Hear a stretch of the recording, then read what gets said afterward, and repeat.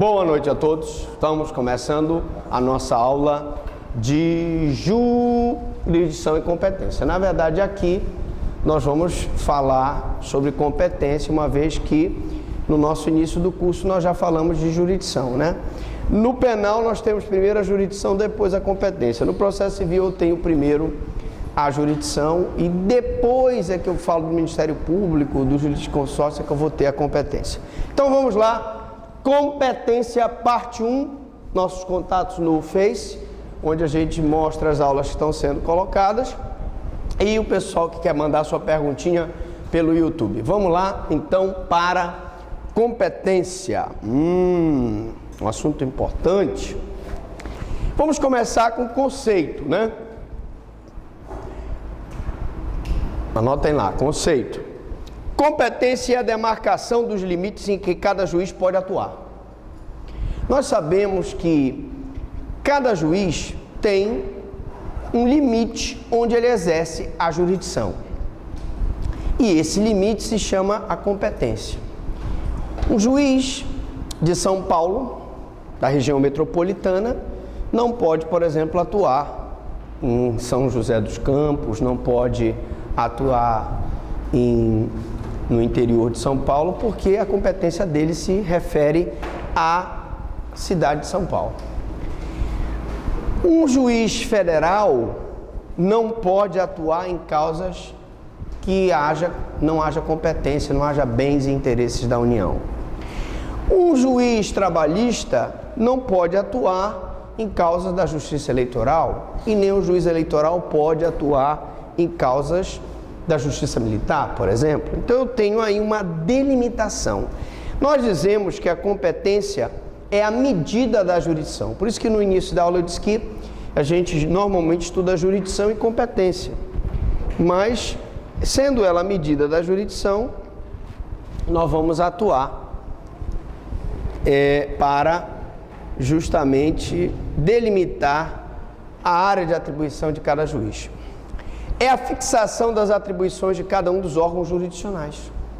E essa fixação nós temos na Constituição Federal, onde a Constituição Federal, e aí remeto para as aulas de Direito Constitucional, determina, por exemplo, quais são a competência dos órgãos, né, como o Supremo Tribunal Federal, o STJ e os tribunais superiores. Isto é, a demarcação dos limites dentro dos quais podem os juízes exercerem a jurisdição. A delimitação da onde o juiz pode ou não julgar o caso concreto. Nesse sentido, quando nós falarmos em juiz competente, é aquele que, segundo limites fixados pela lei, tem o poder para decidir certo e determinado litígio. Então, um juiz trabalhista vai processar e julgar causas relacionadas a reclamações trabalhistas. O juiz federal julga e é competente para decidir causas em que haja o interesse da União, e o juiz estadual tem aquela competência residual, que não for da União e não for das outras justiças especializadas, ele irá decidir. Quais são, professor Franklin, as principais fontes para a fixação da competência? Nós podemos logo antecipar que as principais fontes são a Constituição Federal, o próprio Código de Processo Civil e as leis de organização judiciária. Então, eu considerando-se os inúmeros processos que podem ser instaurados durante a atividade jurisdicional do país, e nós temos um poder judiciário atabalhoado com uma quantidade muito grande de processos, costuma-se organizar essa atividade estatal pela divisão de atribuições para apreciar determinadas causas. Então, tenho comarcas como Conceição do Araguaia, em que, num primeiro momento, eu tinha 3 varas, e conforme Conceição foi diminuindo, conforme as outras cidades foram crescendo, como Redenção, eu tirei aquela vara de Conceição do Araguaia e criei uma vara em Redenção. Então, essas atribuições são fixadas pela Constituição, pelo Código de Processo Civil e pela Lei de Organização Judiciária, de acordo com a demanda de processo. Se eu tenho um juiz que responde em causas relacionadas com direitos reais, o interdito proibitório, não precisa, obrigado. O interdito proibitório, reintegração de posse, uso capião, e aquela vara dele começa a ficar muito cheia de processos, e ele não dá conta de julgar aqueles processos, vamos criar então uma outra vara que trate dessas questões processórias. Então ele vai dividir, por exemplo, um juiz da primeira vara fica só com os interditos proibitórios, seriam a reintegração de posse, a manutenção de posse e o interdito proibitório propriamente dito, e na segunda vara eu vou julgar o uso capião, seja ele extraordinário, ordinário, pró-labore urbano, pró-labore rural ou o pró-familiar, tá? Então, essas atribuições de apreciar as causas entre seus órgãos, ela é feita pela Lei de Organização Judiciária, conforme a demanda, como eu disse. Conforme aumenta a demanda, eu vou criar uma vara, e conforme diminui a demanda, eu posso extinguir aquela vara. Como eu disse, essa atribuição ela é feita pela Constituição Federal, pelos diplomas processuais civil e penal e pela Lei de Organização Judiciária. Então, Constituição, Código de Processo Civil e Lei de Organização Judiciária são os principais, além da distribuição interna da competência nos tribunais. Então, por exemplo, eu tenho a distribuição da competência da vara da violência doméstica. A violência doméstica, para quem não sabe, aqui ela era uma vara que tinha atribuição, num primeiro momento, de julgar não só a violação do direito da mulher, a agressão contra a mulher, como também se a mulher, por conta dessa agressão, se separasse do marido, se divorciasse, julgava o divórcio. Se houvesse um pedido de guarda dos filhos, julgava a guarda. Se tivesse um pedido de alimentos, julgava os alimentos. Se tivesse um pedido de regulamentação do direito de visita, julgava essa regulamentação. Aí o que aconteceu com isso? Eu estava julgando as causas criminais da violência doméstica e estava julgando causas cíveis da competência do juiz da família na violência doméstica. Isso inviabilizou a violência doméstica e se achou por bem retirar esse julgamento dessas causas do juiz civil, da família, e hoje essas atribuições todas passaram para o juiz da família. Uma outra causa que se discute hoje, que querem se tirar do julgamento da violência doméstica, é o júri. Já se tirou essa atribuição dos juízes e querem agora tirar a atribuição do promotor de justiça. O que acontece? Nós, por exemplo, processamos e julgamos o feminicídio, que é o homicídio cometido contra o homem contra a mulher no âmbito de violência doméstica. Esse processo de julgamento do feminicídio, ele comporta que a gente recebe o inquérito, oferece a denúncia e move o processo até a pronúncia. Se o juiz da violência doméstica pronunciar, ou seja, havendo indícios de autoria e materialidade contra aquela pessoa, essa pronúncia vai fazer com que o processo saia da violência doméstica e vá para o tribunal do júri. Agora o que eles querem fazer? Tirar os promotores da violência doméstica que acompanham o processo até o júri e deixar apenas que os promotores do júri façam os júris da violência doméstica. Todavia, raciocinem comigo. Quem é o promotor que acompanhou o processo desde o inquérito? O promotor da violência doméstica. Quem tem conhecimento do processo, sabe o que as testemunhas falaram, sabe o que consta do laudo, é o promotor da violência doméstica. Então, qual é o profissional mais indicado para fazer essa atuação? É o promotor da violência doméstica. Mas por razões de atribuição, porque a violência doméstica hoje, cada vara tem em torno de 3.000 processos, cada uma, e o tribunal do júri tem em torno de 600, 700 processos, eles querem que o julgamento seja do tribunal do júri por um promotor do tribunal do júri. Bom, isso eu estou apenas dizendo, exemplificando, para dizer que os regimentos internos dos tribunais, vão, de acordo com a necessidade, vão modificando. Quer ver um outro exemplo? Eu era promotor da 4ª Promotoria de Coraci. Quando eu era promotor da 4ª Promotoria, nós tínhamos a atribuição, porque promotor nós já vimos não tem competência, ele tem atribuição, para atuar nos processos de infância e juventude. E também do idoso. Se houvesse uma causa que nós percebêssemos a violação contra o direito do idoso, nós poderíamos atuar. Aumentaram então os processos da infância e juventude, eram 2 promotores da infância e juventude, e se achou por bem retirar aquela atribuição do Ministério Público e colocar o idoso para uma outra promotoria. Nós perdemos também a atribuição, nós num primeiro momento da promotoria, nós podíamos denunciar crimes contra criança e adolescente, aqueles previstos no ECA. Nós depois perdemos essa atribuição. Nós só poderíamos fazer a representação contra o adolescente que praticasse algum ato infracional, como roubo, como furto, como tráfico de drogas, etc. Tá? Então, isso é para provar que esses regimentos variam de acordo com a necessidade do tribunal. Então, a Constituição Federal já distribui a competência em todo o Poder Judiciário, Supremo, STJ, Justiças Federais. Lá na Constituição, você verifica, por exemplo, que os ministros, ministros da República, os deputados federais, os senadores, Procurador-Geral da República, o Advogado-Geral da União, ou seja, essas autoridades máximas da República são processadas perante o Supremo Tribunal Federal. Isso está previsto na Constituição.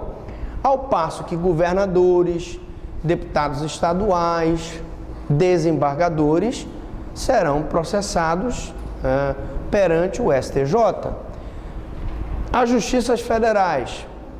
A Justiça Federal atuará toda vez que houver uma causa de interesse da União.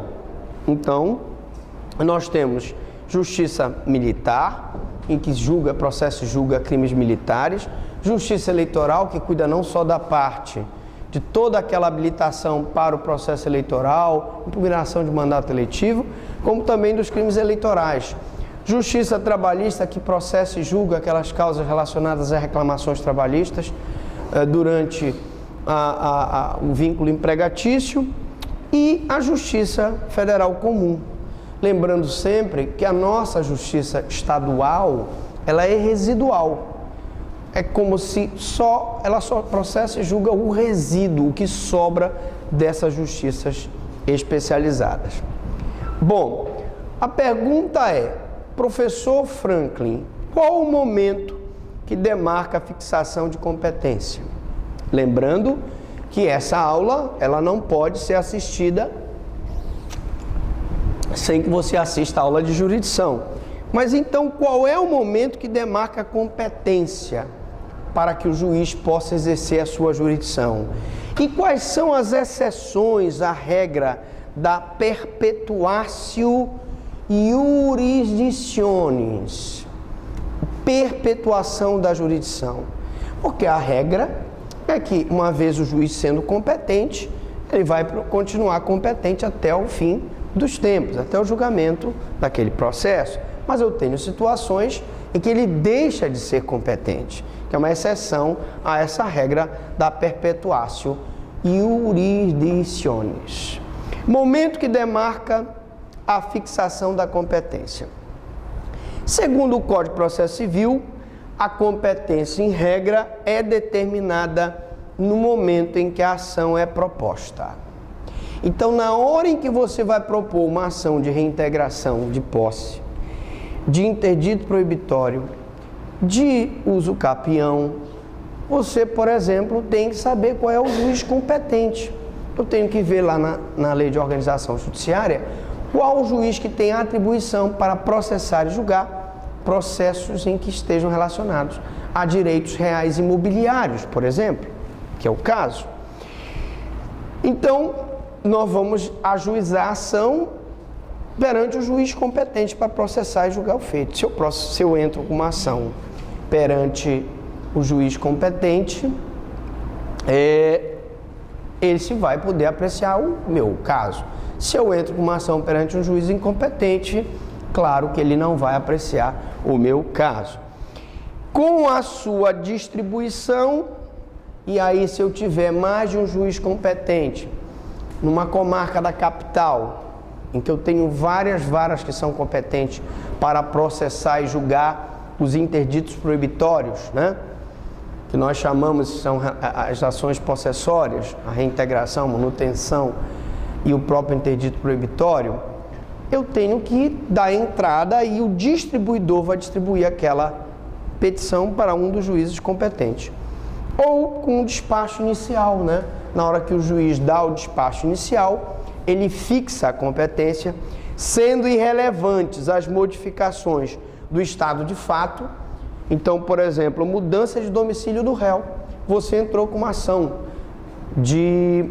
Eu quero que vocês façam perguntas aqui, porque senão vão pensar que a sala eu estou gravando só para a filmadora, que ninguém fala, está um silêncio sepulcral.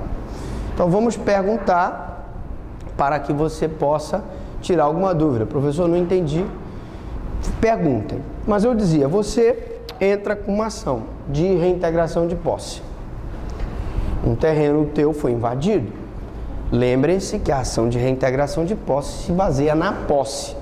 A princípio eu não estou falando que ele tem a escritura pública do terreno, apenas ele é possuidor daquele terreno. Ele muda de endereço, até porque o endereço que ele morava era um endereço que foi invadido e ele vai morar em outro lugar. Essa mudança de endereço, que é o estado de fato dele, não altera a competência. Você já entrou com a ação. Outra, ou de direito, por exemplo, ampliação do teto da competência do órgão em razão do valor da causa. Imaginemos que eu tivesse uma determinada vara que estabelece um teto de 100 salários mínimos e que esse teto fosse aumentado para 200, ou uma vara que tinha atribuição de processar e julgar, por exemplo, causas de interesse da fazenda pública, e ela também passa a processar e julgar causas de execução fiscal, ela passa a processar e julgar ações de improbidade administrativa. Conforme eu vou ampliando o teto da competência, isso não altera a competência inicial. Lógico que se aquele juiz, num primeiro momento, tinha competência para processar e julgar o teu processo de reintegração de posse, e ele perdeu essa competência, ele perde a competência, mas com certeza outro terá a competência. Como eu disse, o juiz da infância e juventude, num primeiro momento, tinha competência para infância e juventude e para processar e julgar causas relacionadas ao idoso.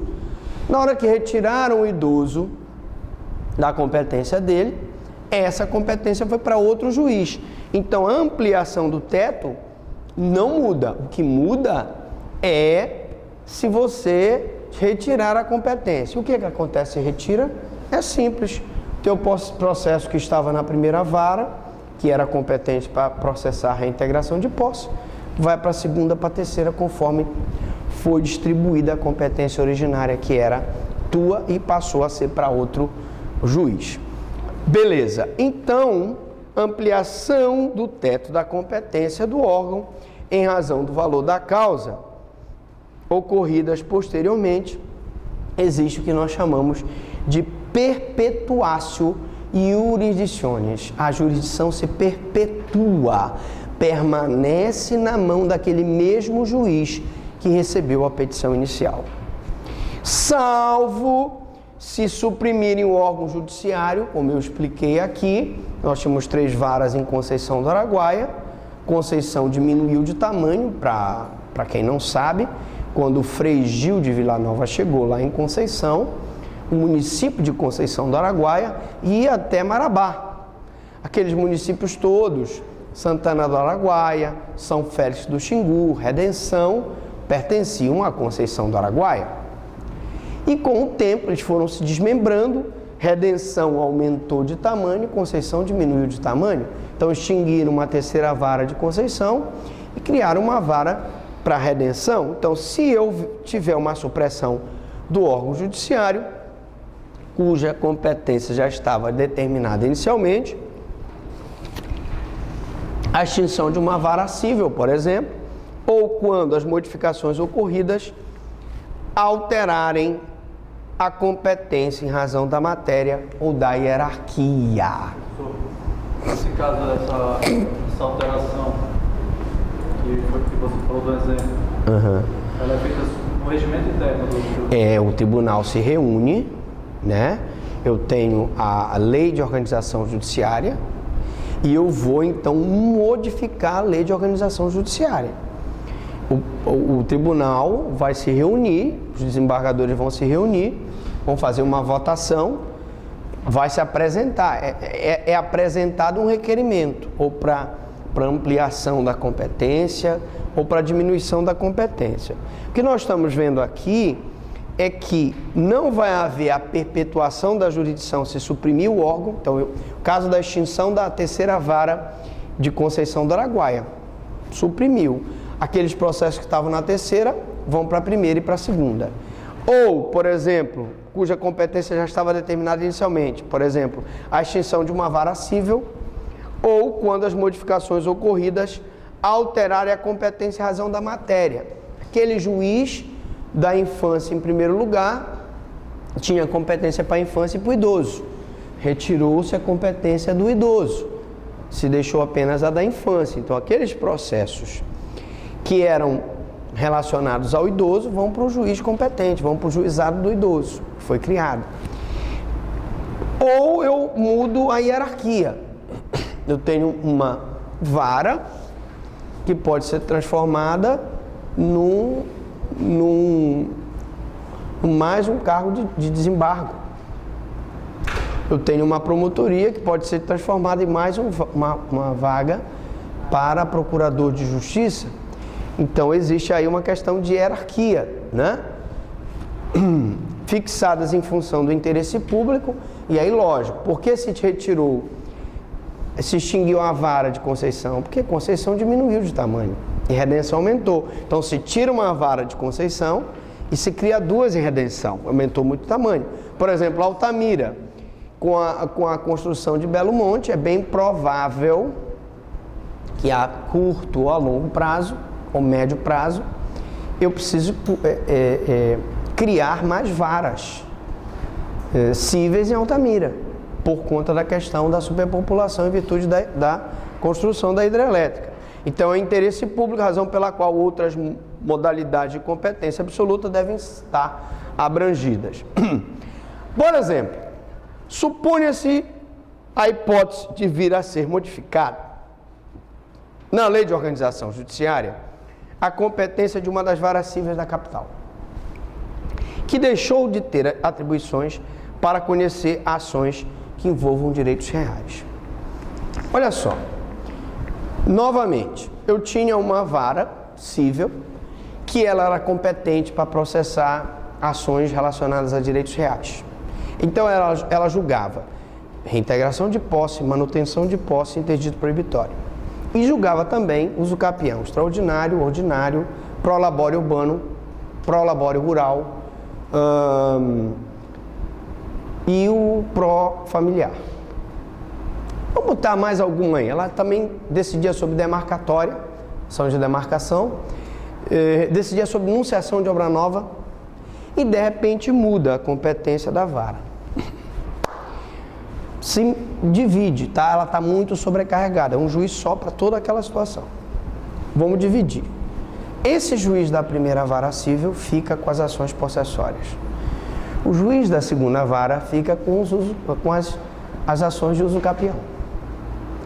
Claro que os processos de uso capião que estavam tramitando para a primeira vão automaticamente para a segunda, que passa a ter atribuição. Isso é muito simples. O juiz não é mais competente, vai ser suscitado a incompetência do juízo, ele mesmo pode fazer de ofício e manda. Um outro exemplo, nós falamos de uma competência que em razão da matéria. Mas eu poderia fazer uma questão territorial, não poderia? Dar um exemplo de uma questão territorial. Quando eu estava em Coraci, no primeiro momento, nós processávamos e julgávamos todos os processos que eram do Tapanã, por exemplo. Um belo dia, o tribunal pleno se reuniu e disse: não, Tapanã pertence a Belém, não pertence a Coraci, não é distrito de Coraci. Então, aqueles processos que estavam no Tapanã, que é um bairro supostamente de Coraci, mas que pertence a maioria a Belém, foram encaminhados para Belém. É simples assim, não tem mistério. Foi um provimento do fórum Houve um provimento e se tirou aqueles processos do Tapanã e se encaminhou para Belém. O juiz dessa vara perderá a competência sobre todas as causas dessa espécie. Então, o da primeira vara perde em relação da segunda as ações, a competência para o uso capião, e os da segunda perde em relação da primeira os processos de reintegração de posse. Mesmo que as ações estejam em andamento. Se houve uma mudança do provimento, e aí anotem lá. A mudança no provimento é uma mudança processual civil. E para a mudança do Código de Processo Civil, vigora o princípio da imediatividade. Saindo amanhã o provimento publicado e não havendo vacácios legis, pelo princípio da imediatividade, ele imediatamente passa a ter validade. Claro que os advogados, promotores, defensores têm que estar atentos, porque se houver aquele problema, eles têm que arguir uma exceção de incompetência do juízo.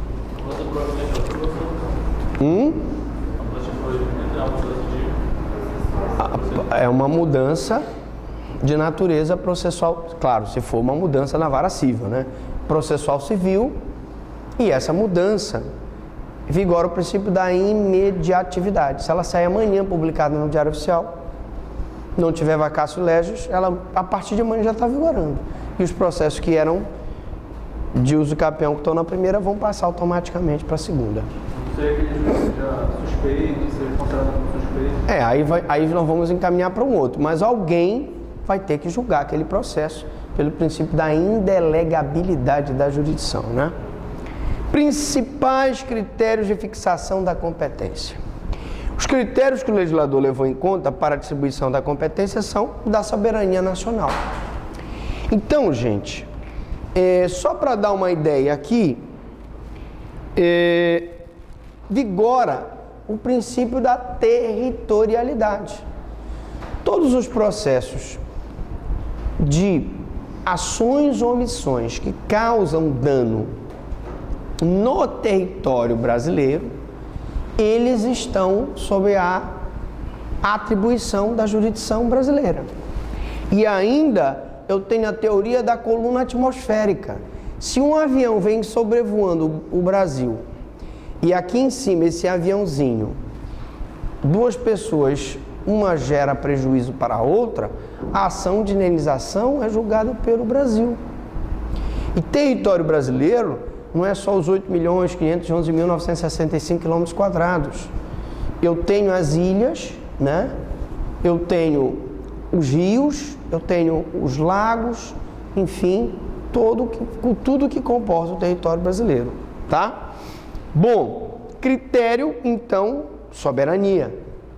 O da hierarquia, e aí, lógico, os órgãos são hierarquizados. Eu tenho como topo do Poder Judiciário o Supremo, depois o STJ, e assim você vai descendo. O de atribuições dos órgãos judiciários, que é o critério funcional, né? Critério funcional, em que eu vou dar atribuição para que aquela vara julgue processo contra a Fazenda Pública, aquela vara vai julgar processos de reintegração de posse, outra vai julgar sobre enunciação de obra nova, outra vara vai julgar sobre demarcatória, né? Eu tenho uma vara própria de família que vai julgar processos de família, eu tenho uma vara própria que vai julgar processos de inventário e partilha, eu tenho o juizado especial que vai julgar aquelas causas da atribuição do juizado especial cível. Então, enfim, eu vou ter toda essa organização critério funcional, ou de natureza ou valor da causa. Então nós já sabemos, por exemplo, que o juizado especial, qual é o limite do valor da causa do juizado? 60 salários mínimos, sendo que até 20 ele pode pode atuar sem advogado, né? Mas o valor é 60 salários mínimos. Tudo bem. Quando você ingressa, você me pergunta assim, bom, professor Franklin, eu vou ingressar no juizado especial com uma ação e a minha ação é superior a